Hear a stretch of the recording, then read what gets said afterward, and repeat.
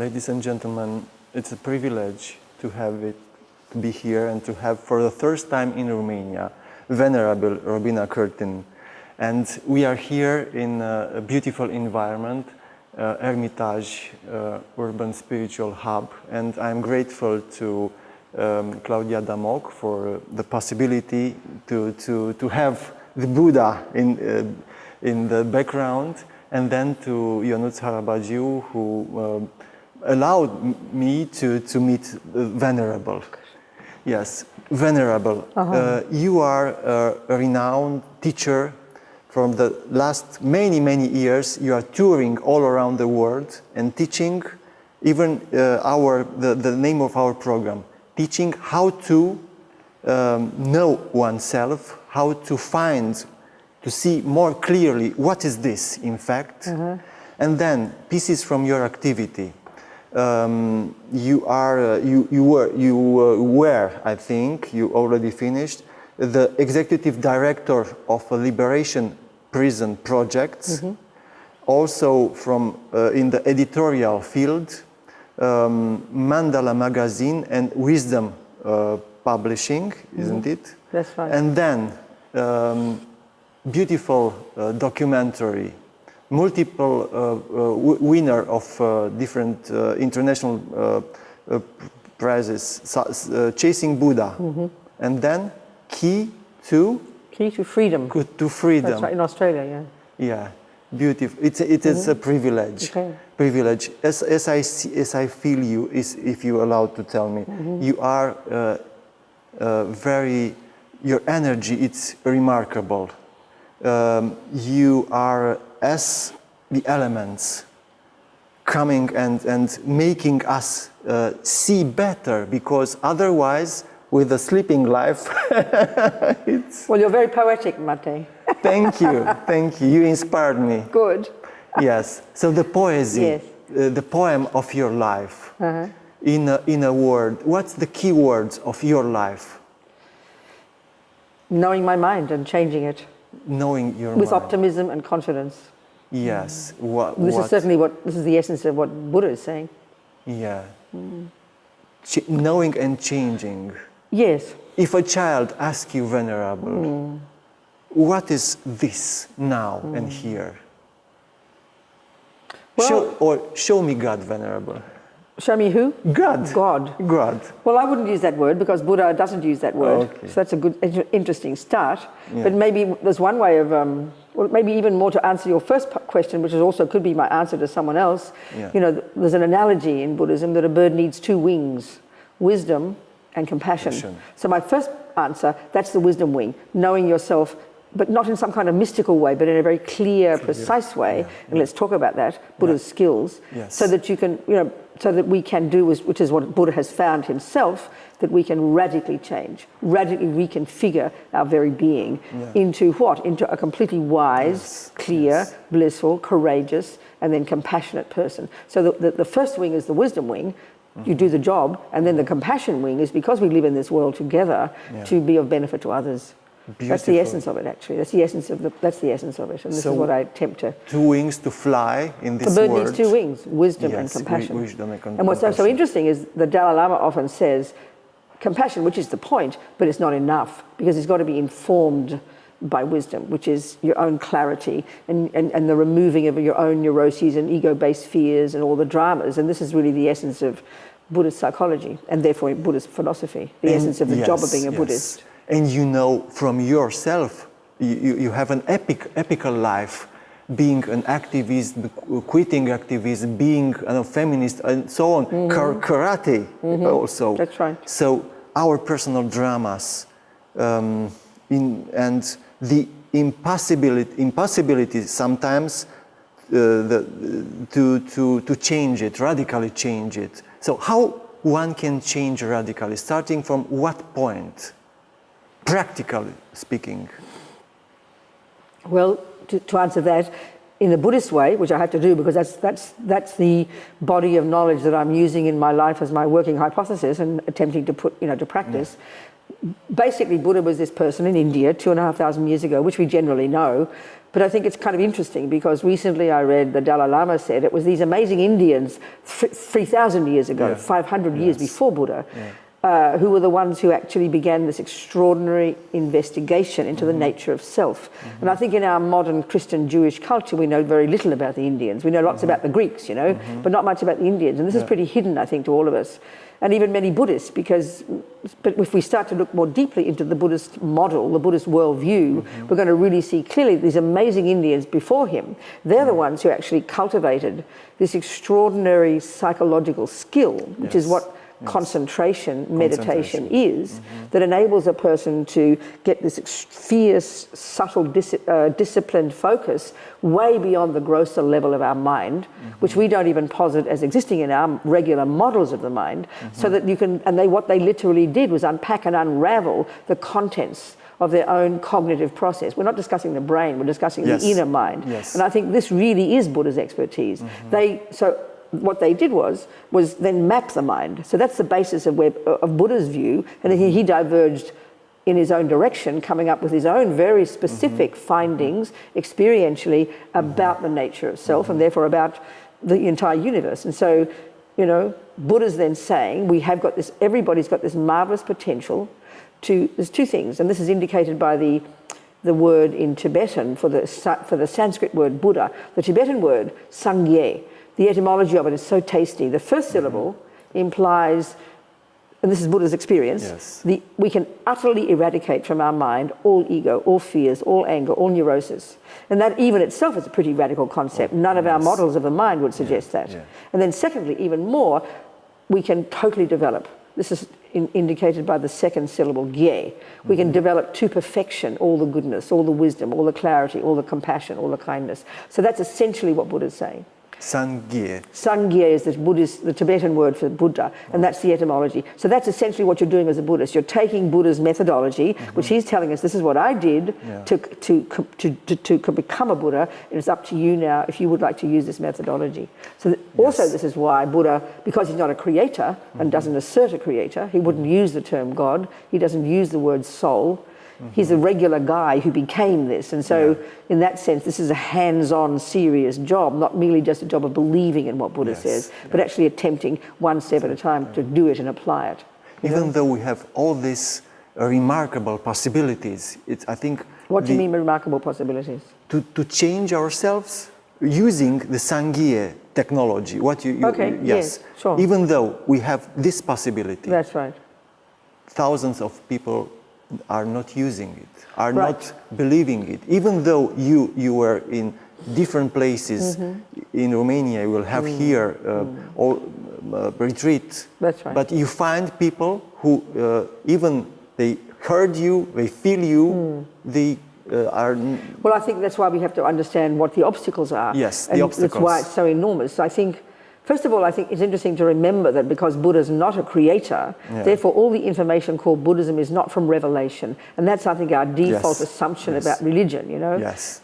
So the second point is, therefore, that we have to be very clear what he's saying and not just accept it and believe in it and think it's kind of nice, but try to really understand it. So, and because he's not a creator, therefore I would say actually, and I like to say this to people, everything Buddha's saying, he didn't make it up, he didn't create it, and he doesn't own it. He discovered but he doesn't own it. Yeah. So but he's simply pointing it out, and I think we can see this is actual universal wisdom. If any of us, lots of what Buddha says, many people can say, yes, I agree with that.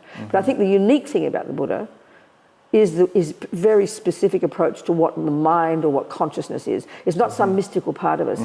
Buddha would say the word mind or the word consciousness, they're synonymous. They refer not only to the thoughts, but the feelings, emotions, unconscious, subconscious, instinct, intuition. This is the entire spectrum of our inner being. And what the Buddha is saying is, as opposed to thinking that some part of us is kind of mysterious, he says we can unpack and unravel and deconstruct all of it and then literally reconstruct it into this perfect mind. He says that's the potential of all. So therefore, so then the job is then to know your own mind, and that's the wisdom wing. So concentration meditation, and the world knows it more broadly as mindfulness meditation, is one aspect of it. This is almost like your starting point. But then on the basis of that, we need to really, if we want to be Buddhist, understand the way Buddha describes the states of mind. Perhaps we can discuss that, and look at the obstacles for why what appears evident is actually really hard for us to see, and not even to mention do, you know.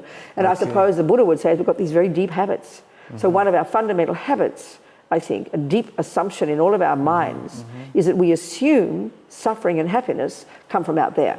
So if you're my boyfriend and you're mean to me, why are you suffering, Robina? You know, because Matei is unkind to me. Equally, why am I happy? Because Matei is kind to me. And I think everybody, we take that as a given. Buddha doesn't disagree that you don't play a role in my happiness and suffering, but he's saying it's more nuanced and more subtle than that. And when we can really realize that actually my own approach to you, my attitude towards you, my interpretation of you, which is my mind, that is the source. So I can change that. So in reality, it's an inner construction, 19%. Buddha would say probably 100% of what we're seeing and seeing out there is through the lenses of our own constructions, our own projections. And it's not some mystical thing. It's actually quite subtle. The more you study this and unpack all this, it's quite actually sophisticated. But that's the principle that he's... Of course. Which, so, I mean, my feeling is Buddhism is actually a worldview, and that's studied in great depth in the Tibetan Buddhist monastic university system. And that just, you know, we talk about karma and past lives and this very deep philosophy. But forgetting all that, actually the fundamental point, I think, that Buddha's making, everybody could agree, a communist could agree, a good Catholic could agree, a materialist would agree, that if we're brave enough, we can observe our own thoughts and we can see that we can change them. That's the essential point. And this is why I love to use sometimes extreme examples, because I work with many people in prison, and especially in the United States, where there's very severe sentencing, very big numbers of people in prison. Lifetime sentences, It's massive, you know, the numbers are appalling, and they're, of course, death row. So I remember there was one woman, I didn't know this woman, but I read her memoir. And for me, she's this most extraordinary example of exactly this point. I don't think she was a Buddhist. I think she did yoga, different things. But she was accused with her husband of murdering 2 police, but was innocent. He was even executed. I mean, that alone, you can't even bear to think of the suffering. She was there 17 years, and she, in fact, got out. But the point, at some point, she said, and this is the essence of it, I realized at some point I couldn't change anything out there, but they couldn't take my mind from me. So I decided, I'm not a prisoner, I'm a monk. I'm not in a cell, I'm in a cave. So I mean, that we love to hear these things, but if you really think about it, I mean, even to be accused of breaking the cup and you didn't break it, we're so tortured, we're so determined to get the person to see the truth. You can't imagine the nightmare, 17 years of this hell. But she actually had this extraordinary intelligence, and I'd say courage, to do, in fact, this is exactly what Buddha's saying, but look how hard that is. The normal world would be, you go completely crazy, and we would say, we understand why she's crazy, and that's normal. But she had this extraordinary capacity. And you don't need to think about past lives to do that. And that's really the essence of it. And the simple point that Buddha's making, it's not religious, you know, it's practical. We tend to think of it as all mystical and holy, but actually, all Buddha's saying is, check when you're caught up in jealousy, depression, blame, anger, look how you feel. It's a nightmare.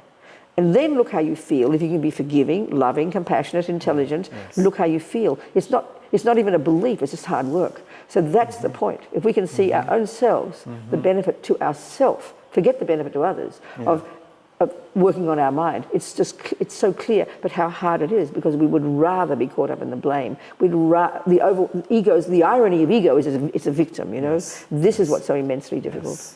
And then, Venerable, we're trying to understand through the modern psychology, how can we change the person?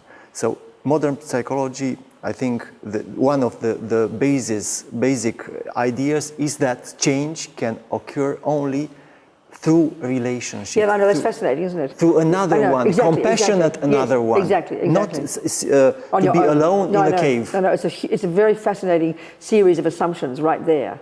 And this is, in fact, Buddha's assumption. Compassion, this means together, the togetherness. So you change your life because you've met 2 remarkable teachers. Yeah, isn't it? Okay, this is an interesting point. So get back to your first point. Please. I think I don't know, I haven't studied in depth Western psychology or any of the models, but I think is what you suggest, what you said seems to suggest to me, and I've heard this, that there's an assumption in our culture that we are by definition social beings, and we can only grow in relation to others. Yes. Okay, the first point, the wisdom wing, and this is why we don't understand the Buddhist view. If we think of a yogi up in the mountains on his own, this to us almost seems like being autistic and mentally ill. We can't conceptualize what he's doing. And that's why I think the Buddhist view, we need to understand it. And that has to come before the compassion wing. Okay. That has to come. Because and Buddha's essential point is, if we're overwhelmed by fears and ego and depression and anger and jealousy, I can't even help a fly. I can't see past my own nose. So I need, even in my relationship with you as my boyfriend, the work I'm going to do has to be on my own mind. It can't always be in discussion with you, because then what ego does is always want to compromise, and if you be kind, I'll be kind. But the real work has to be internal. So then it has to be me taking responsibility for my jealousy. If you're coming home late, I'm convinced you're out with another girl, I'm freaking out, you come home, I have a fight, and then we calm down. But if I'm working on my mind, not with you, that's my jealousy, my fears. I've got to work with that. And then when you come home, I'll be reasonable. Hello, darling, how are you? And then everything's sorted. But we have to work first on ourselves. And that seriously is what these great yogis in the mountain are doing this extraordinary job with these amazing Indians first developed, this profound, clear, disciplined job of unpacking and unraveling our inner contents. We don't have a concept like that in our culture. We just simply don't have it. We don't, I mean, even the Buddhist view of the mind, you go beyond the conceptual, beyond the sensory. That just sounds mystical to us. So necessarily the first job has to be internal. Even if it's a little bit every day. You don't all have to go to the mountains. Then on the basis of my own clarity, then I can have a valid relationship with you, compassion. Even though the capacity to see, to have a clear inner see, as I understood, is developed through the relationships. Well, I mean, yes, it is, it's true, but that's the same as anything, isn't it? I mean, think of music, think of cooking. Everything. I mean, I remember, I always use the example, people often ask about the relationship, which is what we would like to discuss now, with the guru, as they say in Sanskrit, the spiritual teacher. But like often what happens, because it's spiritual, we make it very romantic. But so I often point out, but think of anything you've learned in your life that you didn't first learn from someone else. Nothing. So this is really obvious, and that's really more interdependence. We depend upon, there's a lovely word in Tibetan, it's the Dalai Lama's name, Tenzin. It means knowledge holder. Well, I always quote the example of when I first learned to make a cake for my mother. She was a cake knowledge holder. I'd never wanted to make a cake until I was in my 20s. Then I was ready to make a cake. That's the first step. I had to want it. Then I asked her. And then I remember the day, the cake. It's because it's the first time cakes became real for me, because, yes, my mother passed on the knowledge, but I had to be ready for it, I had to want it, I had to ask for it. That's my job. Then I listen and I receive the knowledge. That's exactly the same as my relationship with my teachers, spiritually. But I think we understand this in all of our knowledge. Yes, so yes, the inner dimension becomes first anyway. It has to be, even the step that I have to want it. So me with my spiritual teachers, I met them first in Australia, when I was early 30s. It was 40 something years ago. And I was, by that point, having been a Catholic first, then a hippie, then a radical lefty, then a feminist, sort of looking for a way to see the world, and a way to act also, not internal, but also a way to describe the world. I wanted that very much, but a way to act in it. So then I met these Tibetans in Australia. So that was very clear. First hearing the teachings was quite shocking, because I've been a radical political activist, and they suggested I should start to know my own mind, and I'd never heard of that before. It was a brand new idea to me, you understand? Yes. So then, but I knew there was something there that I'd been missing, and that was the worldview that I'm now working with these 40 years later. But yes, absolutely, totally dependent on that, but the starting point has to be wanting it, and then listening to it, and then I can take that knowledge on board and do that myself. But the first step has to be this internal. Yes, and then the shocks of our life. The shocks, the bad things happening. Yes. And then you consider yourself in a way a shocking, venerable. Well, I don't fit. It seems I don't fit the cliched view of what a Buddhist nun should look like, or talk like. I talk fast. I'm energetic. I get excited. Yes. And this is very, very natural. This is the universe. So our cliche is the problem. Yes. Of spiritual things. Spiritual that's things. Right. Then, yes. That's right. Being peaceful. That's right. Yes. Walking slowly. Yeah. That's right. Exactly. All of this. Yes. Which was a great. I mean, for me, the Dalai Lama is a great example of that. When you're around him, you see he talks so fast. He's very dynamic. He's very funny. He's very powerful. He's not quiet and sweet person. So I think it's very nice to have a good example like that. And then all of this life perspective, it have to be centered in some fundamental values. What do you mean? For example, ethics. I don't know. I mean, of course, this is the point of being. Okay, maybe just for our own sake and our discussion, I should try and present the Buddhist approach and how this links to ethics. For example, if a person came to you in front of you, Venerable, and become aggressive with you and shout to you, this is not an ethical way of being. What is your answer? It's happened to you? I don't think I want to answer that. I'd rather tell you how ethics fits completely into what we've begun to discuss, being your own therapist. Please. So, and the Buddha's fundamental point is that we've got this marvelous potential to develop ourselves into this extraordinary being with the bird with the two wings, fully developed in clarity and wisdom, fully developed in compassion, then capable of benefiting others, okay? So the starting point has to be, like junior school level, is basically practicing ethics. And that the first step is, Buddha would suggest, don't kill, don't lie, don't steal, don't harm others. So I think it's a really crucial point to remember why. If I am as a Catholic, my Jesuit priest friend, I asked him, what is a sin by definition? Yes. He said, by definition, it is going against the will of God. Now that fits perfectly with the creator model. God is the boss. God creates the universe. Yeah. God is my source. I am the product of God. So of course I must do what God says. And then God has the power to punish and reward. I think that normally is our view of morality and ethics, isn't it? Yes. But in my mother's household, it's the same. When I was a little girl, my mummy said to me, don't do that. And I guarantee when I said, why not?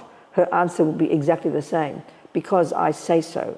So it says, Buddha would suggest that's a dualistic view of morality, and we assume morality is like this, and we assume religions is. It's information imposed upon us from the outside. Yes. Buddha's view is fundamentally different, and this is a crucial one to understand if we want to try and take on board Buddha's approach. Please, Venerable. So Buddha would say, his observation is that he would suggest, exhort us not to kill, not to lie, in exactly the same way as our mother or Jesus. But his reason is fundamentally different. He would say a negative action by definition is an action that harms another. It's a natural law. So that's where the compassion comes in. But the first stage of practice, the most simple piece is he would suggest we don't kill and lie and steal, because guess what, Robina? That will harm you. And this is the view of Buddha's, a fundamental philosophy of karma, which is dealt with in massive depth in the literature, and which many people, we all understand in a very cliched way, is that we bring our consciousness with us. Our consciousness goes back to beginningless time. And every millisecond of what any sentient being thinks or does or says programs our consciousness, leaves seeds in our consciousness. So Buddha, in a simple sense, as Dalai Lama says, we're created by ourselves. So we come into this life, Buddha says, and ants and dogs too, fully programmed with our own programming, our own seeds. So therefore we are the one, literally, as a result of our past, are now the person that we are. So then we have to look into our lives and you simply say, do I want suffering? No, I'm sick of suffering. Do you want happiness? Yes, please. The unconscious lies. The what? So sometimes we think that we are authentic with ourselves, but in fact we get from no reason angry, for example. So then the question? The question is, what about all that is, all our neuroses, deep neuroses? That's high school. That's being your own therapist. Okay, so Buddha says, given that we're driven from countless lives by neurosis, we're basically programmed with our past unhappiness and past... With our happiness too, we're good, but we're looking at the rubbish stuff now. So given that we're driven by all the voices of ego, in the Buddhist model of the mind, it's very interesting. He basically describes the contents of our mind into three categories. There are millions of states of mind, but he divides them into three. There's one lot that are the neurotic, ego-based ones, and that sounds kind of brutal, but they've got a very clear way of distinguishing these. They're the ones that are disturbing, they're delusional, they lead us up garden paths, And then because we practiced them for so long, in this life, when I was a kid, my mother did not have to teach me to be angry, Matei. I knew how, because I came programmed with it. The first level, my mother could not ask me to start looking at my anger. That's ridiculous. It's too advanced. But she can help me have control over my body and speech, which are the servants of my anger. That's why junior school level, live in disciplined life. Not to suffocate yourself because someone said, but for your own benefit. Don't vomit out every word. Don't jump on every girl. Don't stuff every piece of cake in your mouth. Not because it's moralistic, because it's for your sake. Then you have the luxury now of developing some concentration, understanding the Buddhist model of the mind, and going deep and unpacking and unraveling what we assume naturally is unconscious. Buddha says it's all knowable. That's what he's so amazing about. We can unpack and unravel and know and change all of it. So that's why first one. So in your question, back to your question, you come along and shout at me. If I'm working on myself, I will control my speech and control my body, and at least don't respond. That's the answer. And get the hell out of your way. Maybe you're crazy. Don't sit there and get all cosmic. But don't harm you back. That's the first one. Then, then at least then even I'm more advanced, I can even help you. But first step is don't harm back. First step is control the body and speech. If we could do this on this earth, the earth would be a happy place. Because it's behaviour. It's behaviour that affects each other. Behaviour is the first level, though. Then you get to the mind where the source of it is. That's the Buddhist approach. I never heard so clear picture. I understand. Of what we have to do. Thank you. Thank you, Venerable. Yep. Good, Matei. And then, you see, in television programs, in this moment, I have, even though I think you said all. Okay. We can unpack it more, we can go further, we can go into more detail, whatever you like. It's good to be practical, not just theoretical, isn't it? Practical. Let's come to practice. Do you recommend a small practice for our viewers, daily practice? Well, I like to say to people, first of all, Buddha's not the boss, we are. Because he's not a creator, and he's not asserting a creator. He's just like an advisor, like a doctor, So he gives advice. And then, so first of all, you can be a 1% Buddhist. Like I mentioned, you might never need to even think about the business of karma, where I come from, and all this business. But we can all see, if we can all recognize the benefit to myself of being less angry, less neurotic.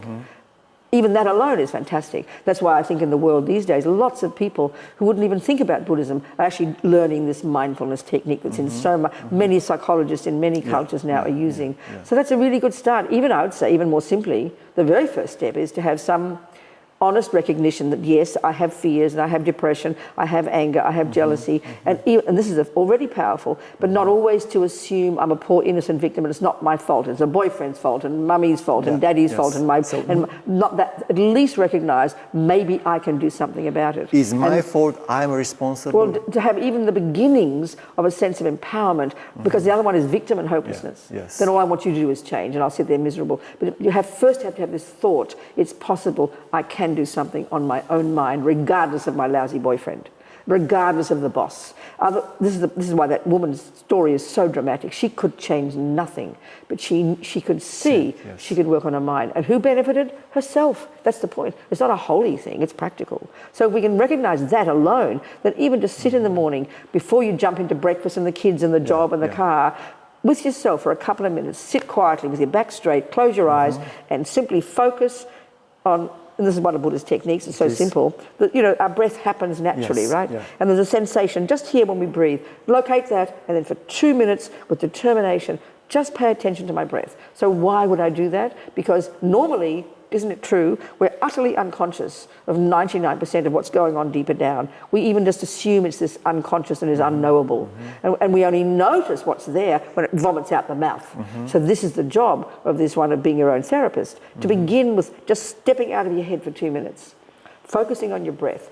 So the goal of this is not to just space out. The goal isn't to have some kind of vision. The goal isn't to make all the thoughts go away even. The goal isn't to relax, because you just go to sleep. We're training the mind to focus. And that means, because you're even focusing for 2 minutes on the breath, you're stepping out of your head. They're all going to be, the thoughts will be there. Don't worry about it. That's good, in fact. Then we're starting to notice them. And that's the point. So as we progress, we will start this technique of recognizing what you're feeling, not following it, but recognizing in the corner of your mind. Do you understand? Yeah, Then when you're driving the car and you're all anxious and get to work and the lights come red, then you'll get angry. But now, because you're learning to notice what's happening deeper down, as well as noticing the traffic, then you can be working on your mind deeper down. It's a practical thing, but we have to start to learn it. But the starting point has to be some confidence, no matter how bad I feel, no matter how crazy life is, that I can do something about this, not just believe it's only the world out there and I have no choice. That's the first step. This and is the fundament of freedom in a way, to know that we may choose how to do it with our life and to change it. This is the best news. Not change, no, you can't, like the woman in prison. She could change nothing. Externally. But they couldn't take my mind from me, so I decided, talk about radical change, I'm not a prisoner, I'm a monk. That's a massive change, to have that level of ability to change her own concept so that she could learn to be happy. So the only thing we may change is our mind. view our thought. Precisely. of reality, it's so not practical. reality. Precisely, that's exactly right. So if we want to change the world... that's the compassion wing. Okay. But you've got to put yourself together to some degree, have courage and clarity and confidence in who you are, and know that you can handle the world, because the world's a pretty suffering place. Then to whatever degree you can help others, help the dog, help the ant, help the next door neighbour. And the more wisdom you get from this first job, the more capability you have to bear the suffering and to stay steady and not be overwhelmed by it, and more confidence and courage to help others. Okay, so this means that all the leaders of the world had to be compassionate, but they cannot be compassionate until you've got some clarity in yourself. They have not the wisdom wing. Precisely, you can't. So this word, it's quite a mess, because we are not applying the two wings perspective. Exactly. Well, first because we're blaming everybody else for our problem. We all go around crazy blaming everybody, and as long as we keep doing this, nothing will ever change. We'll just get more crazy, more crazy, and more crazy. That's the essence of it. The world is a crazy place. Let's say you don't even have explanations why. Buddha's got his own explanations. That's another discussion. But even if we don't know why there's war here and craziness there, even if we don't have an answer, let's say, we can still, like that woman, she knew she could not change prison. She accepted she's even going to be executed. But meanwhile, she learned on becoming a sane, clear person internally. That's what I found with all my friends in prison. I have a friend on death row in Kentucky, Mitch. He's getting ready for his death date, you know. And he says, I'm ready for that electric jolt, Robina. We crack jokes the whole time. He says, he's transformed his life. He's 30 years there. He's a good human being who's accepted his reality, you know, regretted the suffering he's caused, and he helps all the people on death row. He's just this wonderful human being who's content with himself, at home with himself, you know, ready for that electric jolt. He meditates every day with compassion for the person who's going to kill him, you know, so he doesn't get freaked out at the time of death. So they're intense examples of good ones. You know, and the irony is, he and that woman have no choice. They can't get out of those cells. But we sometimes might as well be in prison. There we are, stuck in our lousy relationship, years ago realising it had all finished, but too scared to leave because, oh, mummy won't accept it, I shouldn't do it, the world won't approve, what'll I do, I have no security, we live in our fears, and hating this person in the bed next to us. I can't imagine how people bear to live like this, because we don't think we can change our own mind. We don't even realise we can change our own life. Or you go back to the same job all the time, hating the boss, hating your colleagues, miserable, neither changing your job nor changing your mind. No wonder we go crazy. So at least to have the courage, if you can leave the job, have the courage to know you leave it, and why continue to be crazy, you know? This is the suffering we have. This is why my examples of my friends in prison who have no choice about the outside. They know their only choice is the internal. So we might as well be in prison sometimes, because we're paralysed by our own misery. And we really believe it's the boss's fault. We really believe it's that horrible wife's fault, or the next door neighbour, or the sister-in-law, you know. That's our trouble. They might be horrible, but the Buddha says that's their problem. What's yours, honey, is your fears, your attachment, your anger, your depression. So it's this practical stuff, but it's intense, you know. Very intense. Well, we're the boss. Yeah. so clear again, and so the examples are sharp, clear. I imagine the prison and the waiting, knowing the day of the hour of the exactly. death. That's right. Your death. We don't know. No, that's right. We think that we are immortal. You know, that's right. Death is a long way off. You know. Yeah. We know. That's right. Yes. What about death, Robina? What about it? Venerable, sorry. No, sorry. don't. You call me what you like. What about it? What about death? What's the question? Yes. Each one of us are scared. That's right. Scared to disappear. Scared right, exactly. to what? Scared to not be me, isn't it? Scared to let go of this and view then, we have of ourselves. Supernatural. That's right. So of course I will go. My soul will go. All this stuff. That's okay. That's all right. No? We need well, that's this. recently one of the books I've edited. One of my jobs is to edit my teachers' books. So one of them is now published in English. It's also available as a free PDF in English if people want it. It's very, very, very beneficial. For me, it's actually quite a long title, but it's the point of it from the Buddhist perspective. It's how to help our loved ones, as Lama Zopa puts it, enjoy death, which sounds very weird for us in the world, and so they can get a good rebirth. So, okay, the Buddha's view, first of all, in the Buddhist Vajrayana techniques, in the more esoteric Buddhist teachings, there are very detailed, precise descriptions of the death process, based upon the experience of the great meditators who've actually been through, who remember it. This is what Buddha would say. So it's a very helpful explanation, first of the death process itself and what happens and when the person leaves and when the consciousness goes, or as Christians would call it, the soul. So it's really helpful to understand.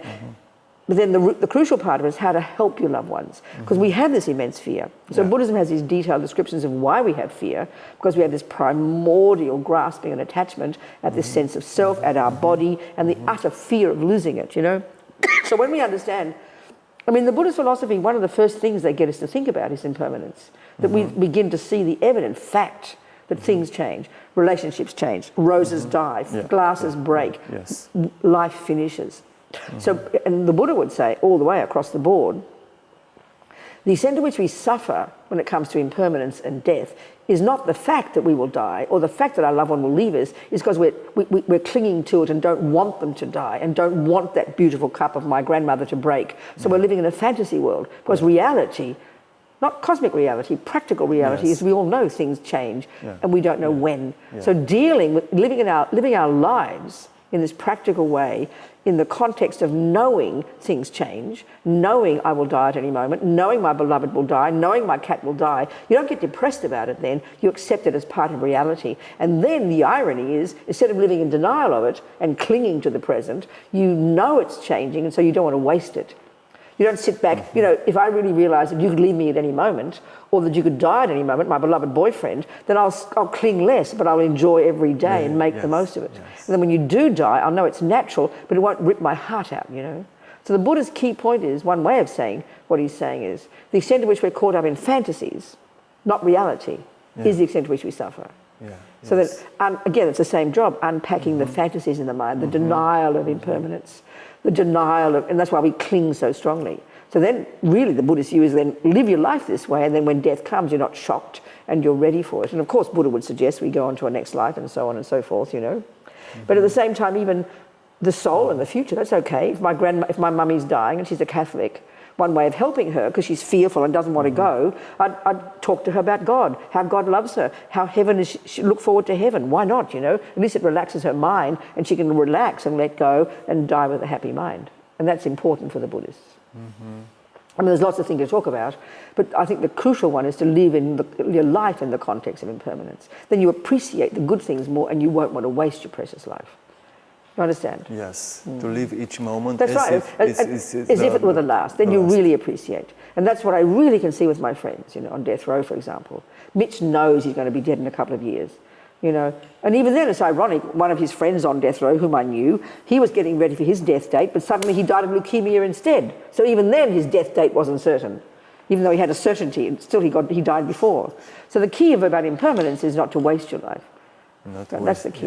Yes. It's beautiful. You see, we only have, few minutes, I think, 5 minutes. Okay, good. So this is the time, so the end. So to enjoy. That's right, every moment. Every moment. Be moral, be kind, be good, for your sake and for the sake of others. That's the two wings again. I think one of the biggest things we think in religion is, you've got to somehow suffer and only love others. But the interesting point of the wisdom wing is I'm the beneficiary. If I'm less angry, less depressed, less fearful, I'm more courageous, more content, more fulfilled. That's the method for me to become my own marvelous person, and then I can help others. So love the other one with the quantity of love you is love dependent upon how much you develop yourself. Yourself. Of course it is. Oh, okay. Of course it is. So I'm the beneficiary of the first one. And we have to remember that's not bad. It's good. The methods for Buddha to get happy is get less angry, less depressed, less attached. Yes. Then you can have compassion for others. It's not meaning to neglect yourself. No, on the contrary, you're not neglecting. Yes, you're working but on you're yourself. working You are on not yourself. neglecting. You're literally the opposite. You're totally working on yourself, but not in the way we would think about it. So And then eventually you can have compassion for even the bad people, because you know we're all in the same boat, all causing suffering. But yes, this is high school anyway. That's university level. University. Compassion. Yeah. University level. Compassion is university. Wow, and we are blind and we are Blind as bats. That's yes, what Buddha was, yes. often they use the word Buddha to mean fully awake. Yes. And so that means the more we get rid of the rubbish and the misconceptions, the more courage and clarity and joy we have, then we can be of benefit to the world and have courage to help. Yes, and we are going in this, sometimes, it is a kind of spiritual supermarket. Sometimes, it is. Yes, and we go here and there and but we've got to grab tools, use tools and go deep. So far away That's of right. what you live and said, venerable, beautiful. So one step at a time, okay? And have confidence. One step at a time. One step at a time, yes. Yeah, so... why don't I sing a tiny prayer to finish? It's may compassion grow and grow. Shall I do that? Please. 15 seconds. In Tibetan. Please, Okay. more. We have 3 minutes, so We please. do? Okay, well I'll sing one prayer. I'll sing 2 prayers and you can decide what you want. Yeah, thank you. One prayer is a little dedication. It's saying, here we've been for this period, talking, listening, each of us, and as many moments as there have been, as many seeds we planted. So we think, may we nourish these seeds with our own hard work on ourselves, for our sake, but also for the sake of others. And the second little prayer just makes the aspiration that compassion grow in the hearts of all. Okay? Thank you, do what you like to do. Venerable. Thank you, please. Gewadi nyududag lama sangye drugyurne drowa chikyang malupa dei sala Gopasho Jangchub Semchog Rinpoche Makye Panam Kegyuchig Kye Panyampa Mepayang Gong Ne Gong Du Elvasho